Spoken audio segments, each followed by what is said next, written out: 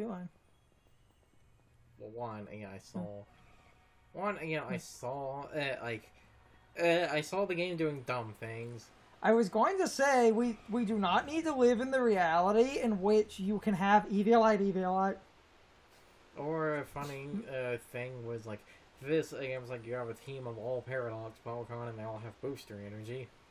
Even though competitively in Smogon, people have decided booster energy is garbage. If you run booster energy, you're an idiot. No one runs booster energy. I can, like, because it's only 50% for the speed. However, there is one Paradox Pokemon that people, and this also goes for both this was also kind of a VGC thing, a bit more than Smogon. There is one Paradox Pokemon. So, because Paradox Pokemon are allowed in the current VGC ranked and the singles ranked, but I've seen a lot more VGC things talk about, people have decided booster energy is garbage, and if you're running it, you're an idiot, except there is one Paradox Pokemon that is like, if you're not running booster energy, you're an idiot. What? Roaring Moon. Because doesn't it also get, like, Dragon Dance or something? Yes, but that's not the reason. I thought the set people were doing for that thing was they get their booster energy, they then set up like a Dragon Dance or a Swords Dance, tear into pure flying and use acrobatics. It's because by running a speed-focused nature to combine with like Dragon Dance and shit and spam acrobatics after your booster energy is consumed, since the speed of a booster energy is always 50%, it is essentially Choice Scarf level plus the additional Dragon Dance. Game. He's living his best life. It is basically you use your booster energy, get acrobatics, set up like a Dragon Dance, and use the fact that you basically have a Choice Scarf level of speed, an extra 50% from the Dragon Dance, and then you just spam through acrobatics, and that's like the only Pokemon that's seen as worth using a booster energy, and that's literally to just get away with ridiculous amounts of, like...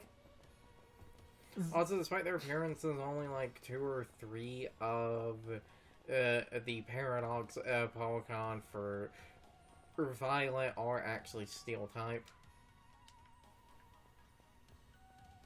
They're not all part Steel. Most of them just look like robots. Beep boop murder. Going back to my point, I want to talk about Smogon and VGC, and I'm going to attack both, but I needed to attack Smogon first. Item Clause is a necessary fucking evil because it gets a little bit too complex in a VGC sense if you start allowing certain items, like, oh, 2 life orbs might not be broken, but then you're kind of pushing it for other nonsense because, I'm sorry, I think, well, first of all, I think the restriction actually bleeds into giving you more variety and not less, and if anyone's like, how the fuck does restricting me from using like 2 life orbs give more variety? What if I want 2 life orbs? It's because that really makes you think what gets the life orb. Meaning, what, if you want another Pokemon to have a life orb, you can't do it. This makes you consider very directly what your team does.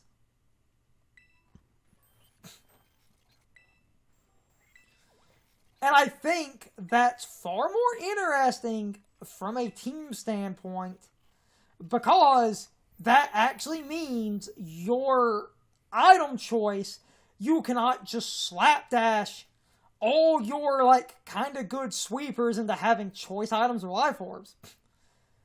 The Pokemon that gets the choice item Now, the thing is, because of the way the item restriction works, you could have a choice band, a choice scarf, and a choice specs on a single team. Well, those all do technically different things. Now, I'm making a point in case someone's going to say it. Yeah, and there's the, that woman who walked out after the boy or something. That's the one I was looking for to show the whole. They do have, like, basically 2 or 3 hints about the other.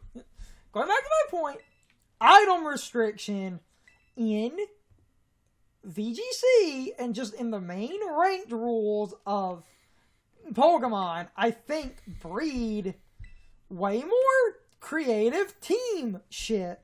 Because you actually need to consider every item. Instead of doing what, I'm sorry, and this is my biggest beef with a bunch of Smogon players, because I will call it what it is, instead of doing sort of skillless nonsense where you could slap, like, multiple fucking life orbs on some sweepers and just call it a day. Because you basically, with Smogon rules, can But Low Kicks doesn't have a good damage output unless it has the life orb. But then that goes to why I was saying this team synergy is creative. Because, like, if you want Low Kicks to have a life orb, you can't have, like, a Low Kicks and a Meowscarada having a life orb. But I need a life orb on both of them. Which, I'm sorry, like, no, you fucking don't. But their damage output just isn't high enough. And this is why I think the balance is... Because to also talk about something Brian had said that kind of irks me, and now I can agree with him about, like, 50%-ish, it's this idea where he's like, but competitive Pokemon has never been balanced. She's living her best life. God damn it, Gorgonackle. Need to stop getting distracted by dumb things like that. I just love when Brian having this cynical point that competitive Pokemon has never been balanced, and we talked a bit about this because of another person saying a similar thing, which, first of all, I'm sorry, but, like, I need to just also be blunt.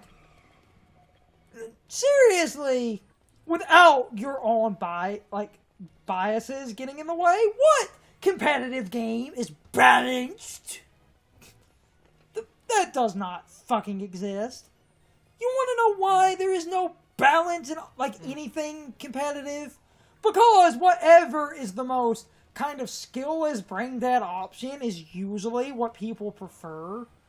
Because people generally, unless it is a very niche instance that requires some actual skill, and even then, so many competitive fighting games, what we would call skill is just exploiting nonsense.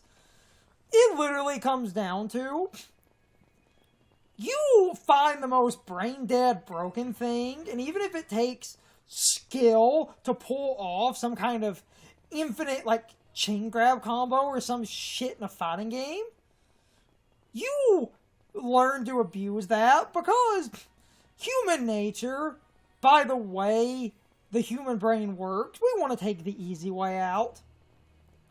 There is no fucking skill. Saying Pokemon is not balanced is literally ignoring the fact that I would argue almost every competitive video game is just as fucking broken in a lot of instances, because people will always take the easy way out. High-level competitive in almost any game is not a game of fucking skill. It is a game of who can exploit the quickest. Because so many competitive fighting games or competitive whatever, a lot of the tech is glitches, oversights, and exploits.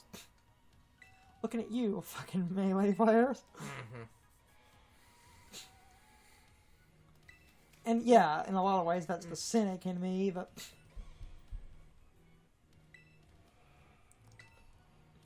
Going back to my point. That's a lot of gibble. Gibble.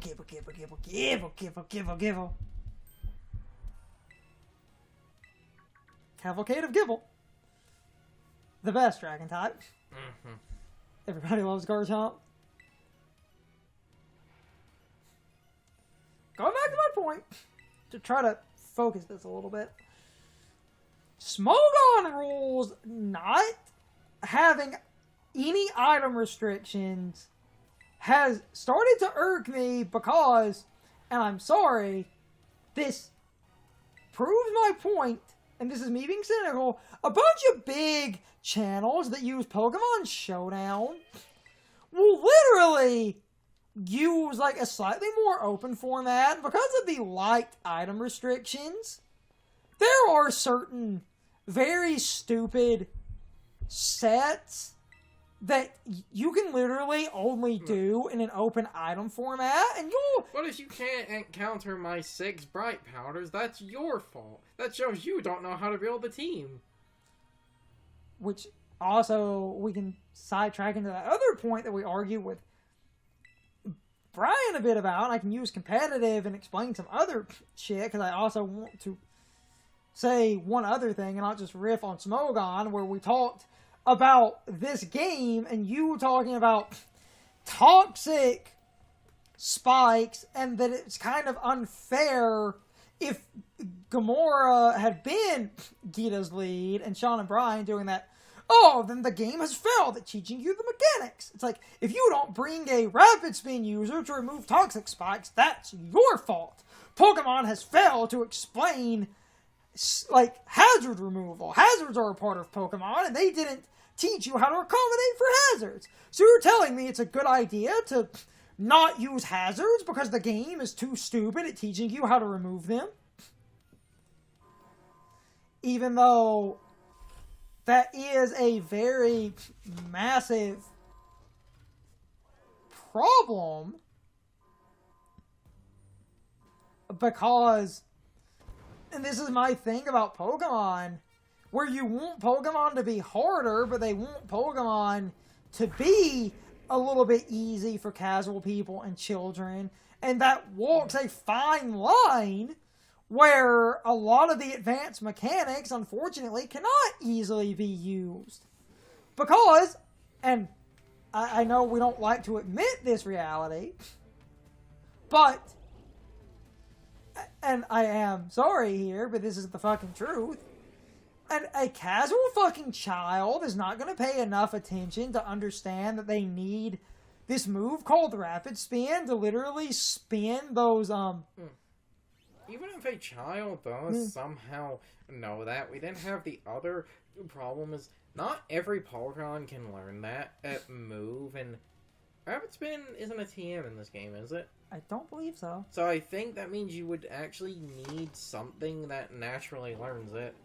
And Defog is basically missing. So again, you would need something that naturally learns. Let's actually jump around some points. Because I didn't think about it until we were just talking. And you could say, oh, and I could see them doing, oh, but that's the fault of Pokemon. They should make sure every Pokemon in the game can learn fucking Rapid Spin. If they don't give you Rapid Spin, that's their fault. You're just defending bad game design. Then they could give hazards. If every Pokemon had access to Rapid Spin, then you would have no excuses. Except then you're literally running a crap normal move that does chip damage and gives you a speed increase to remove hazards so that the Elite Four can throw some Stealth Rocks in your face so that you can throw in a Pokemon and remove those Stealth Rocks. Then you're literally, because the argument is that you're not being trained for competitive Pokemon, which was funny hearing that out of Brian with him saying competitive Pokemon is stupid. He doesn't get why people play it anyway. Here comes the squad. Only the one in the middle is threatening.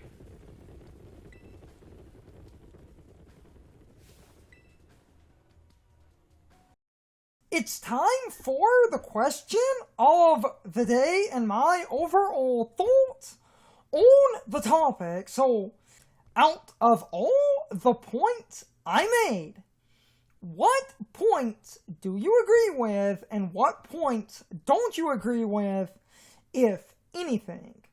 Since I feel like I was stating a lot of hot takes that I feel like more people need to acknowledge. First off, a lot of competitive games are built around using glitches, exploits, and oversights. This happens in a lot of fighting games, and I feel like people are willing to ignore that, even though it is the truth, and I find that hilarious. And in general, I think a lot of high-tiered competitive games are often incredibly unbalanced, and I feel like saying otherwise is a bit naive, or that could be someone trying to cover up the fact that their competitive game of choice is generally unbalanced in some way. And I really do think we need to acknowledge that, because it comes up a lot, since human nature normally makes people do whatever it takes to generate an easy win. So even in a high-tiered competitive environment, you obviously want to win. So even if it takes practice, you generally work out whatever you can do that lets you generally have high odds of winning.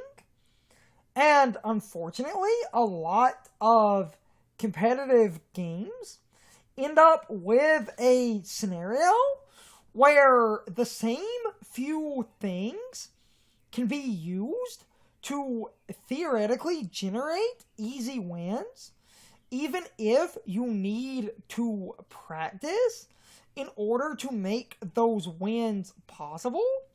And many of those wins will be based on a glitch, oversight, or exploit. And I feel like this is a truth that people do not want to face. And now, to talk about that other point I was making about Pokemon, where Sean and Brian basically said that the game does not teach you the mechanics you would need in order to basically play competitive Pokemon.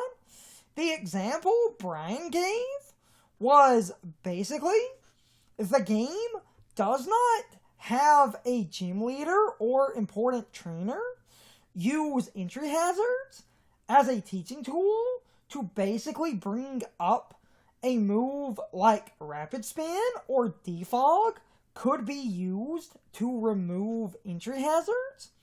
Like, the game specifically points out this gym leader will set up Stealth Rocks and Spikes, and they make a note that if you had a move like Rapid Spin or Defog, you could remove those Stealth Rocks and Spikes, meaning you could counter the gym leader's strategy. But let's also be real here, most games do not teach the player what they need to know in order to play a game competitively, and only in recent years have fighting games given you a good training mode with a lot of tutorials and extra features like the ability to view frame data. That way you can see how each individual move functions, because knowing frame data is important in a fighting game, and that is a step in the right direction. But even in a fighting game, it's incredibly hard to learn a fighting game, even with really good tutorials and a great training mode, simply because all that does is give you a lot of numbers and other bits of data that does not really help you apply the knowledge in a real fight, since an AI will never be as good as a person. So even if you have all of your information in a very convenient form, you still might not have the nuance that actually lets you compete on a competitive level. But going back to Pokemon, the reality is a casual person might not be able to easily beat the game if the important battles are designed to be competitive battles, since that would make those fights incredibly challenging. And it seems like they're trying to avoid making the game too hard for average casual players. And the more you force the player to essentially understand in order to win, the more alienating the game becomes, since Pokemon is mechanically dense.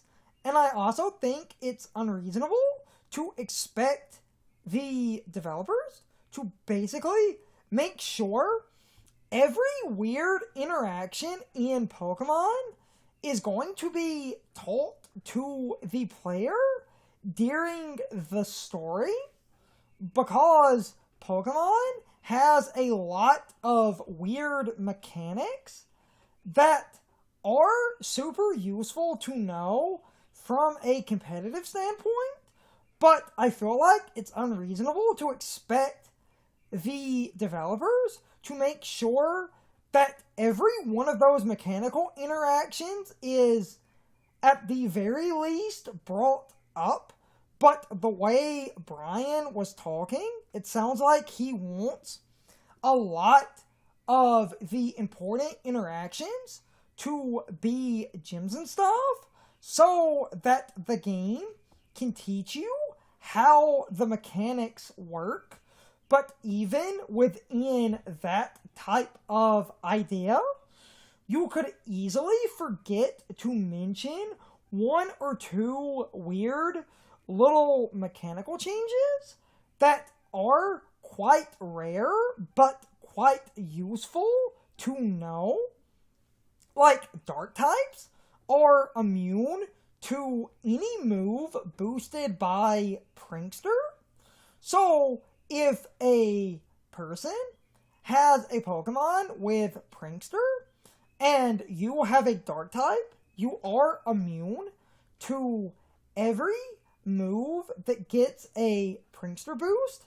But this type of information is very limited, but at the same time, that is super useful to know for competitive, because that means a dark type can stop Prankster, which is useful since you often see random Prankster Pokemon.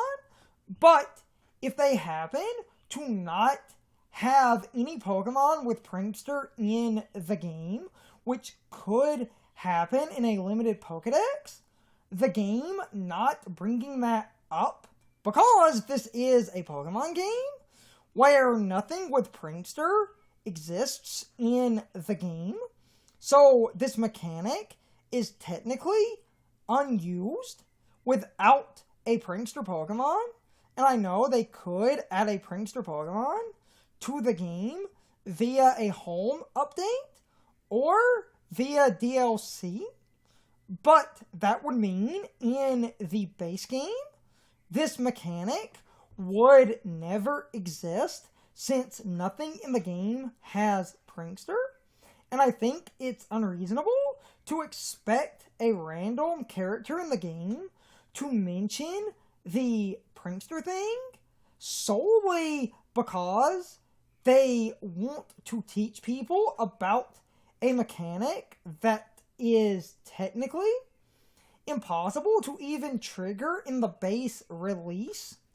And tons of abilities in Pokemon have weird interactions, and it's not unlikely that a single ability could be completely absent from a game because every Pokemon with that ability just happens to not be in a game since they started doing small, limited Pokedexes. And I think it's incredibly unreasonable to expect every little mechanic to be at least mentioned so that they can cover any information that the player might need on the off chance that a home update or DLC adds in a single Pokemon with the ability or whatever that was absent from the base game. But anyway, I have been rambling way too long. You can leave your thoughts, opinions, and answers in the comments, or you can leave them on social media. All of my social media links, as well as my Discord links, are in the video description. Now, as always, I need to be a shill for a minute if you subscribe to the channel. And if you follow me on social media, that really helps our communities grow. But anyway, I hope you all enjoyed the video, and I hope I will see you all next time. So as always, good morning, good afternoon, good evening, or good night, everybody. I hope you come back someday. See you later.